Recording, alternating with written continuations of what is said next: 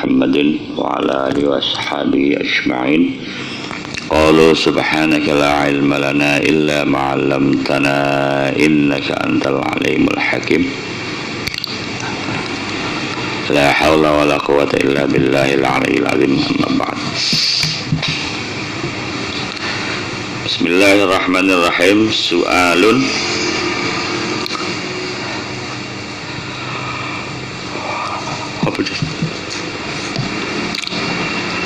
kaifal i'tiqadu bil baqa'i lillahi subhanahu wa ta'ala.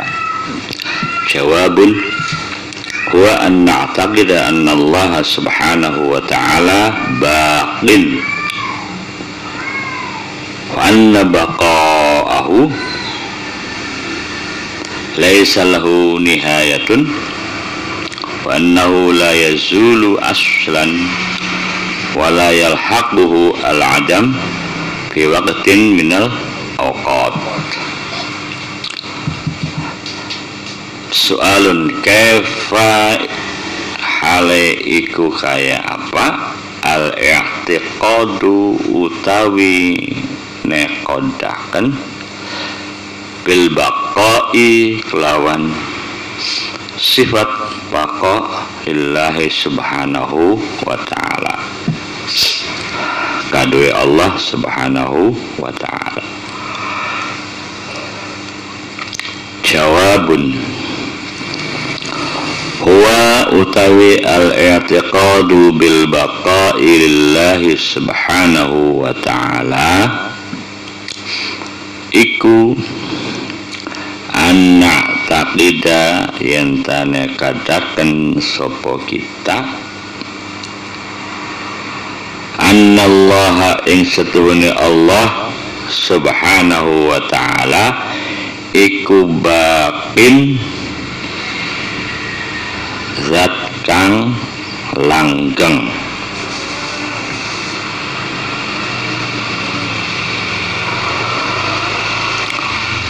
wa anna baqa'ahu lan setuhune langgenge Allah iku laisa oranana lahu kadue Allah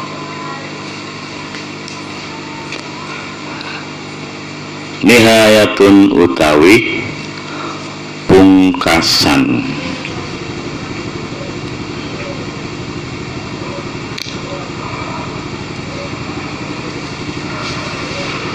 Annahu lan satune Allah iku la yazulu ora berubah aslan sama sekali babar blas cari wong Surabaya babar pisan aslan sama sekali. Babaran apa deh? Babaran apa? Iya, lahiran.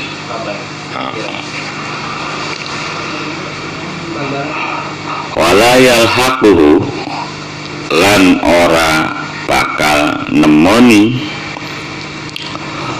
hu ing Allah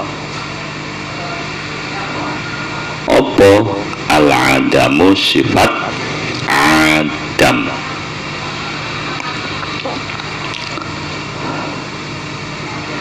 Fi waqtin ing dalam sijine waktu minal awqati saking piro-piro waktu. Soalun kaifa iku hale kaya apa al-i'tiqadu utawi nekadaken bil baqa'i kelawan sifat baqa lillahi subhanahu wa ta'ala kadue Allah subhanahu wa ta'ala. Jawabun huwa utawi i'tiqad bil baqa'i lillahi subhanahu wa ta'ala iku anna taqida yen tane katakan sapa kita annallaha ing setuhune Allah subhanahu wa ta'ala iku baqin zat kang langgeng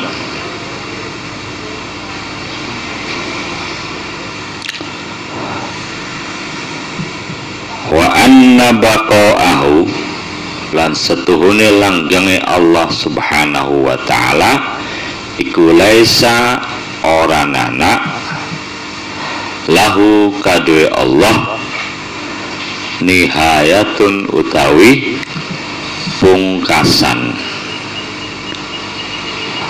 Apa pungkasan udah?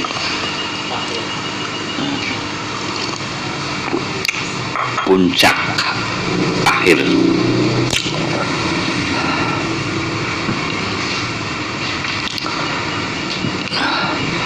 Wa annahu lan satune Allah iku la yazulu ora bakal berubah bergeser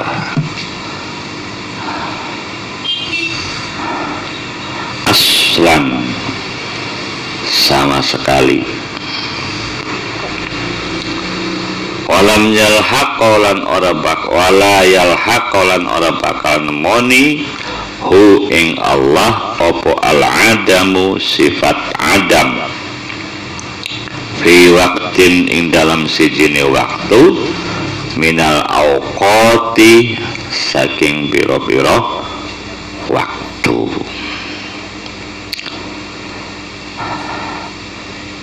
Soalun kaifal i'tiqadu bi mukhalafatihi lil hawadisi ay al-makhluqati wa anna taqida anna Allah ta'ala ikul la yushabihuhu syai'un la fi zatihi wa la fi sifatihi wa la fi af'alihi. Kaifa hal iku kaya apa al-i'tiqadu utawi nekadaken bimukhalafatihi kelawan sifat mukhalafahe Allah lil hawadisi maring makhluk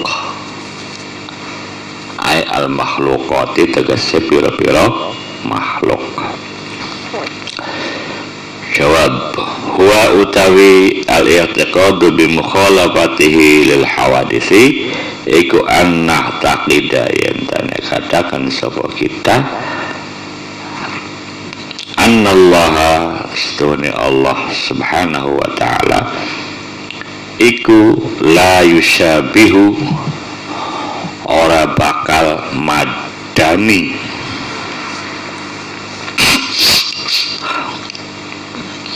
hu ing Allah opo syai'un sawiji-wiji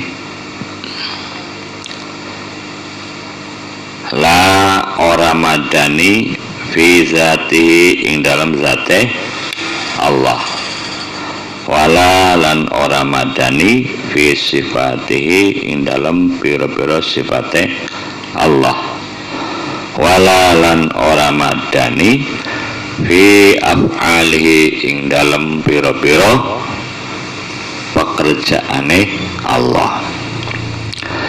Kaifa hale iku kaya apa al-i'tiqadu utawi katakan bi mukhalafatihi kelawan sifat mukhalafahe Allah lil hawadisi maring pira-pira makhluk ai al makhlukati tegese pira-pira makhluk.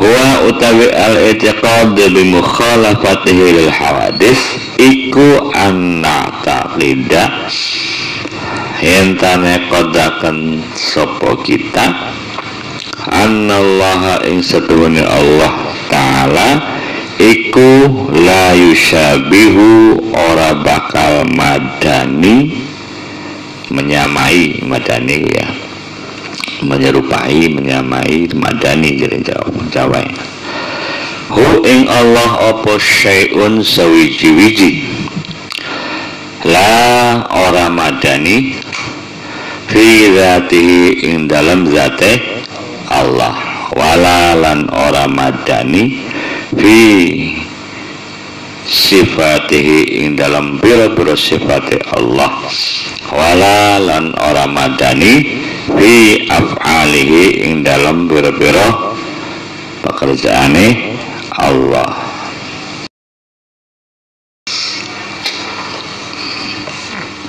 Apa yang dimaksud dengan meyakini bahwa Allah itu bako, langgeng? Pertama yang harus kita yakini, zat Allah itu langgeng. Yang kedua, pengertian langgeng itu adalah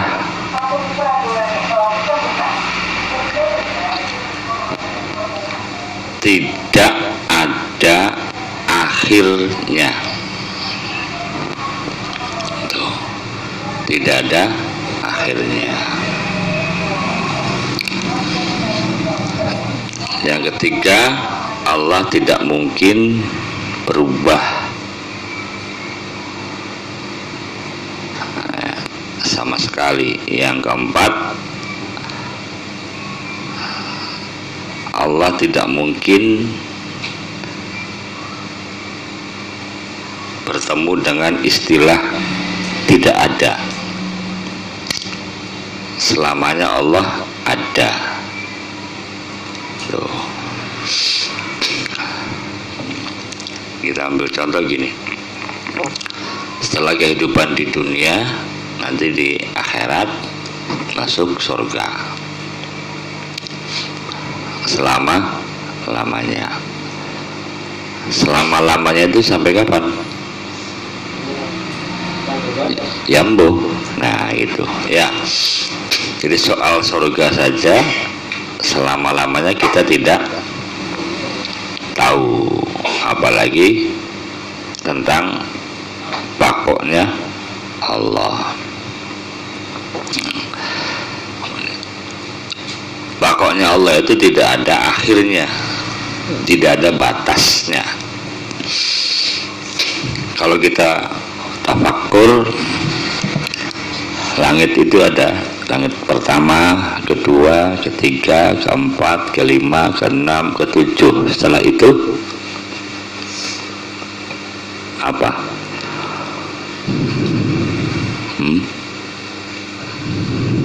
Setelah langit 7 ke atasnya apa? Apa? Aras, ya boleh. Terus lah mahfud, terus kolam, terus sidratul muntaha, terus surga 1, 2, 3, 4, 5, 6, 7. Jadi ada batasnya enggak alam ini? Ya enggak ada. Ente ngukurnya kapan? Ada batasnya. Nah itu saja kita tidak bisa memastikan batasnya di mana, akhirnya itu di mana antara dunia dan akhirat. Belum lagi luasnya berapa ribu kilometer, itu sudah tidak bisa diukur. Nah tentang ciptaan Tuhan saja kita tidak bisa memastikan awal dan akhirnya kapan.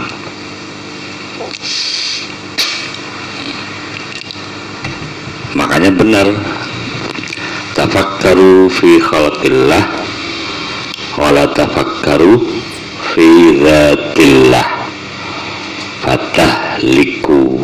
Itu tafakkaru, berfikirlah kamu sekalian, fi khalqillah, tentang ciptaan Allah, wala tafakkaru, dan jangan kamu memikirkan, fi zatillah, tentang zat Allah, fatahliku, pasti kamu akan hancur sendiri. Ya, Kan ilmuwan-ilmuwan yang sudah menyumbangkan peradaban kepada kita manusia dengan tinggalan kitab dan karya tulisnya sudah pada mati kan? Ya, itu belum selesai memikirkan ciptaan Tuhan, tapi sudah mati. Apalagi kita yang tidak pernah memikirkan. Ya,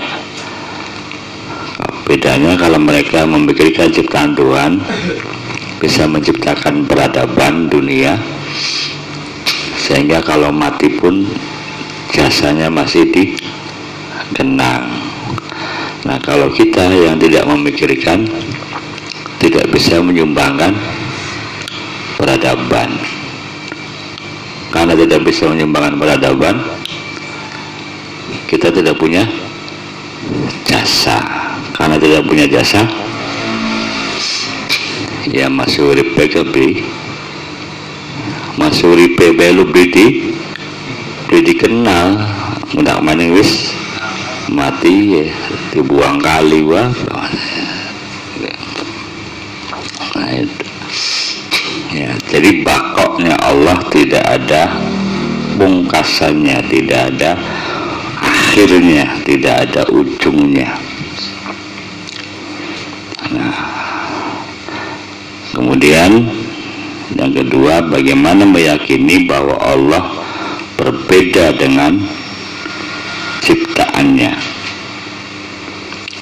Pertama dan yang paling prinsip, kita harus meyakini bahwa Allah tidak bisa disamai,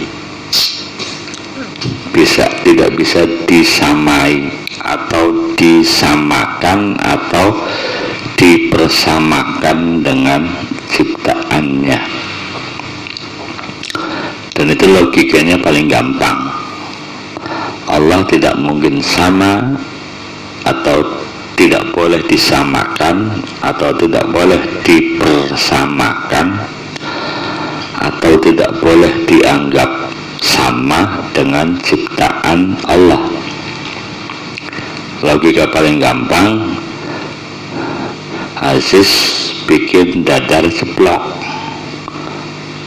kalau pagi, kalau sore bikin apa Cis? Tumis kangkung atau bikin capcay. Kira-kira yang sama dengan Ajis ceplok atau capcay atau tumis kangkung? Gak ada yang sama. Itu makhluk dengan makhluk saja tidak bisa disamakan, apalagi dengan Tuhan, dengan Allah, baik dalam zat, sifat maupun pekerjaannya. Ceplok tidak bisa disamakan dengan najis, bentuknya, sifatnya, apa nggak bisa. Itu logika paling gampang. Oke. Ya, jadi gini, belajar keimanan, akidah itu hati dan pikiran harus main, harus jalan. Hati meyakini, akal pikiran memperkuat keyakinan. Gitu aja. Ya. Ini kan sederhana, tapi kan akal itu kan banyak cara mempertanyakan. Makanya akal harus jalan, logika harus bekerja, dan harus pandai memahami tamsil, perumpamaan yang dibuat oleh Allah, baik yang di Quran maupun yang di alam semesta. Itu yang kata orang pintar berpikir lebih baik ketimbang sholat ibadah sunnah. kalau berpikirnya seperti itu dan melahirkan temuan-temuan peradaban atau membuat orang lain sejahtera, membuat orang lain lebih kuat keimanannya. Jadi itu, akal dan hati harus jalan saling menguatkan. Iman itu harus disiram dengan ilmu. Ya, ilmu tugasnya nyirami iman supaya subur. Suburnya iman dengan amal ibadah. Jadi 3 serangkai: ilmu, iman, amal. Ya, orang yang mau beramal, mau berkarya, mau beribadah, itu berarti orang yang beriman. Nah, supaya ibadahnya benar bagus, imannya benar bagus, harus disiram dengan ilmu. Itu sebab orang harus belajar. Belajar itu adalah kegiatan pikiran. Jadi berpikir itu cirinya orang belajar. Tidak sekedar nulis, berpikir, tapi belajar itu tapi berpikir yang paling penting. Memikirkan mengapa kalau malam di atas jam 12, di atas jam 00 hawanya mulai dingin. Nah itu, lalu timbullah ilmu, timbullah sains tentang cuaca, tentang udara, ilmu klimatologi namanya gitu. Terus mengapa kalau orang pegunungan tahan dingin tidak tahan panas, orang pantai tahan panas tidak tahan dingin? Nanti lahirlah yang namanya ilmu antropologi. Nah, itu temuan-temuan seperti itu awalnya dari hasil berpikir merenung. Nah, akidah itu, ilmu kalam itu salah satu ilmu yang dilahirkan oleh aktivitas para filosof berpikir, bermain logika. Ya, jadi sebenarnya kalau orang belajar atau ngaji akidah, ngaji ilmu kalam, itu orang yang tidak hanya punya ideologi yang kuat, tapi juga orang cerdas, IQ-nya. Jadi kalau orang pengen cerdas harus belajar ilmu tauhid, ilmu kalam. Dan kalau pengen punya ideologi yang kuat, punya akidah yang kuat, dia harus belajar ilmu tauhid, ilmu kalam. Karena keimanan itu tidak hanya fondasi, tapi juga motivasi, bahkan inspirasi, bahkan dinamisator untuk kita bisa eksis, bisa bertahan hidup.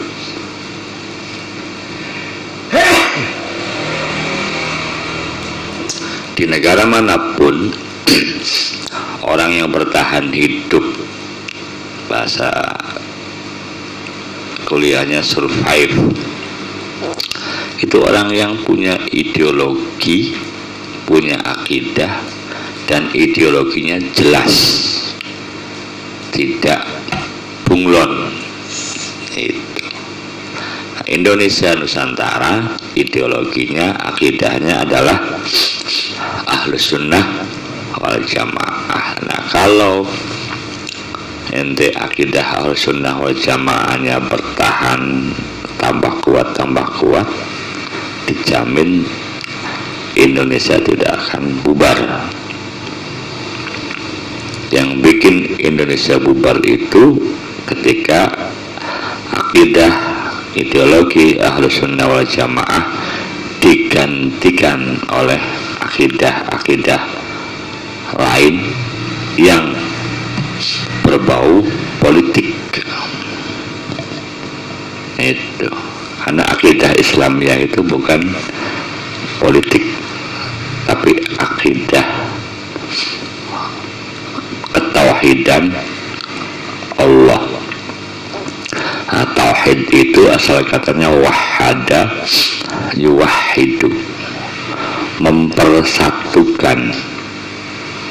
Jadi kalau orang akidahnya bagus, tauhidnya bagus, hidupnya selalu mempersatukan segala perbedaan, bukan mencerai-beraikan persatuan. Paham nggak?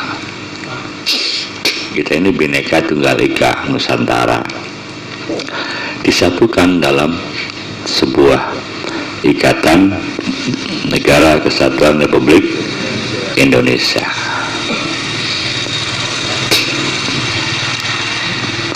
Itu kalau orang yang menjiwai tauhid wahada yuwahidu, artinya menyatukan, mempersatukan. Wihdah juga artinya kesatuan. Makanya bahasa Arabnya PBB itu Ittihadul Umam, persatuan bangsa-bangsa. Lo PBB saja bikin persatuan bangsa-bangsa, masa ente mau memecah belah Indonesia? Kan logikanya enggak jalan. Jadi sekali lagi, ngaji akidah walaupun kitabnya begini, itu fondasi supaya akidah tauhid kita semakin bersih, semakin kokoh, semakin mantap, dan akal rasio kita semakin cerdas. Hati dan akal pikiran harus harmonis. Jangan sampai hatinya ke utara, akalnya ke timur, nggak nyambung.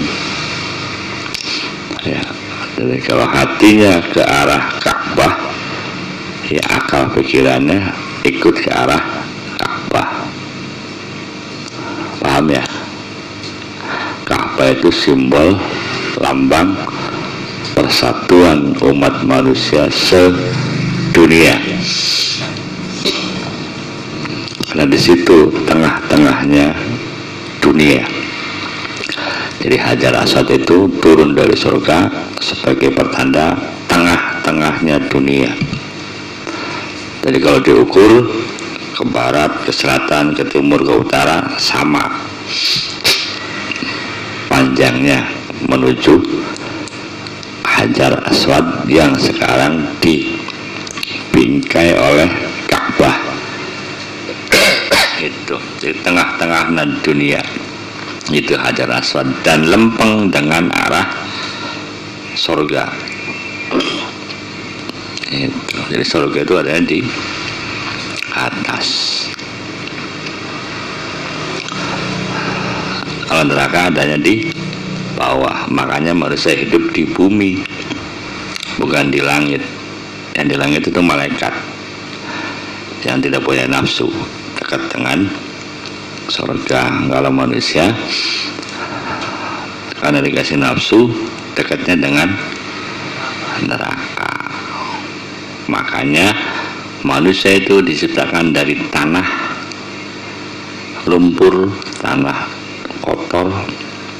Simbol manusia itu hina, nista. Tetapi manusia dikasih roh. Roh itu dulu sebelum kita lahir adanya di alam arwah di atas langit ketujuh. Nah, karena manusia dikasih roh, maka manusia jadi makhluk paling mulia. Unsur tanahnya terkalahkan. Tetapi ketika manusia memperturutkan karakter lumpur, bukan karakter roh, maka manusia lebih hina ketimbang binatang. Dan sebaliknya, ketika manusia memperturutkan karakter roh, maka manusia lebih mulia ketimbang para malaikat. Nah, itu makanya hati, akidah, ideologi, dan pikiran, ilmu pengetahuan harus saling mendorong supaya kita bertauhid kepada Allah dengan sebenar-benarnya. Oke, sepada ngantuk. Ning dinde pan ngaji serius ya ngantuk ya. Al-Fatihah. A'udzu billahi minasyaitonir rajim.